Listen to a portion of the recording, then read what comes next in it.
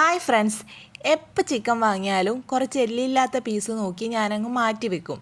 ഇതുപോലെ തട്ടിക്കൂട്ട് ഐറ്റംസ് എന്തെങ്കിലും ഉണ്ടാക്കാൻ ചിക്കൻ ഇട്ടിട്ടുള്ള ഐറ്റംസൊക്കെ ആകുമ്പോൾ കുട്ടികൾക്കൊക്കെ നല്ല ഇഷ്ടമായിരിക്കും. പിന്നെ അതുകൂടാണ്ട് ചില ദിവസം ഉണ്ടാവില്ല, ഉച്ചയ്ക്കത്തെ കറിയും ചോറും ഒന്നും ബാക്കിയില്ലാത്ത ദിവസം പിന്നെയും നൈറ്റ് കറി വെക്കണം, അതിന് എന്തെങ്കിലും ആക്കണം, അതൊക്കെ വലിയ പണിയുള്ള കാര്യമല്ല. അപ്പോൾ ഞാൻ വിചാരിച്ച് ഇന്ന് പാസ്ത ഉണ്ടാക്കാമെന്ന് വിചാരിച്ചിട്ട് കുറച്ച് ചിക്കൻ ഇരിപ്പുണ്ടായിരുന്നേ. ചിക്കനൊക്കെ ഇട്ടിട്ട് ഒരു സോസി പാസ്ത ഉണ്ടാക്കാമെന്ന് വിചാരിച്ച്. എളുപ്പം പണി തീർക്കാനാണ് ഈ ഒരു പണിക്ക് നിന്നതെങ്കിലും ടൊമാറ്റോ സോസ് ഇല്ല എന്നുള്ള ആ സത്യം ഞാൻ അപ്പോഴാണ് തിരിച്ചറിഞ്ഞത്.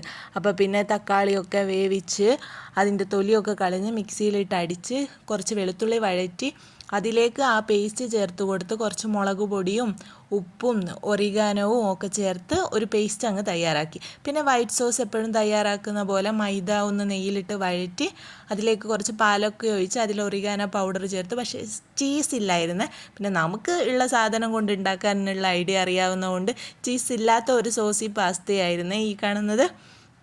സംഭവം നല്ല എളുപ്പത്തിൽ ഉണ്ടാക്കാമെന്ന് വിചാരിച്ചിട്ട് തുടങ്ങിയതാണെങ്കിലും കുറച്ച് പണിയായെങ്കിലും കുഴപ്പമില്ല. എനിക്ക് കറി ഉണ്ടാക്കി അതിന് കൂട്ടലുണ്ടാക്കുന്നതിലും എളുപ്പം ഇതുപോലെ എന്തെങ്കിലും സംഭവങ്ങൾ ഉണ്ടാക്കുന്നതാണ് കേട്ടോ.